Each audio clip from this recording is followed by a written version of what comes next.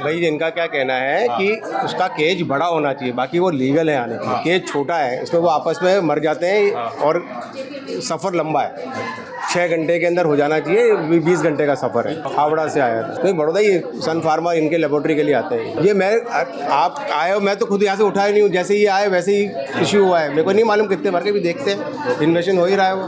तो पार्सल की तो उसका परमिशन है ना, उसका ये कहना है कि उसका वो बड़ा होना चाहिए, केज बड़ा होना चाहिए, वो तो परमिटेड है। लेकिन प्रॉब्लम है कि जहाँ 8 ही होने चाहिए वहाँ 12 हैं, तो आपस में उनको वो मिलता नहीं है। नवल किशोर વેસ્ટ બેંગોલથી આવ્યા છે અને ક્યાં જઈ રહ્યા છે એની તપાસ ચાલુ છે। અહીંયા વડોદરા રેલવે પર અહીંયા આગળ રેલવે પ્લેટફોર્મ પર ઉતર્યા હતા કન્સાઇનમેન્ટ, એટલે અમે રેલવે વિભાગને જાણ કરી અને જોયું તો ભયંકર ક્રૂરતા થઈ છે, કેમ કે વેસ્ટ બેંગોલથી આવ્યા છે, કોઈ પણ રૂલ્સ રેગ્યુલેશન્સ ફોલો નથી થયા અને બીજું કે અંદર ડેથ પણ બહુ થઈ ગઈ છે બચ્ચાઓની।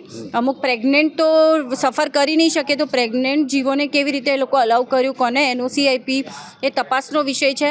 અને બધા જે ક્રુઅલ્ટી થઈ છે એમાં જે પ્રેગ્નેન્ટ હતી એને બચ્ચા આપી દીધા છે અને એ પોતે જ ખાઈ રહી છે, કેમ કે અંદર ખાવાનું પણ નથી।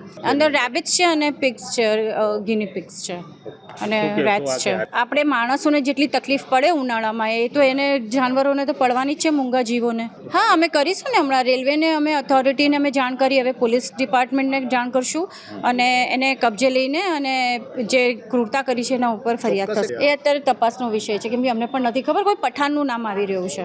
આજે સવારે કોઈ રેલવે યાત્રીએ કમ્પ્લેન લખાવેલી કે ભાઈ આ રેલવે પ્લેટફોર્મ નંબર 6 પર પાર્સલ ઓફિસની બહાર આવી રીતના જાનવરો પડ્યા છે। ત્યાંથી અમે 12 વાગે જઈને જોયું તો કે ભાઈ આ વસ્તુમાં નાના કેજની અંદર બધા સસલા, ગિનીપિગને ઉંદર ભરી આવેલા।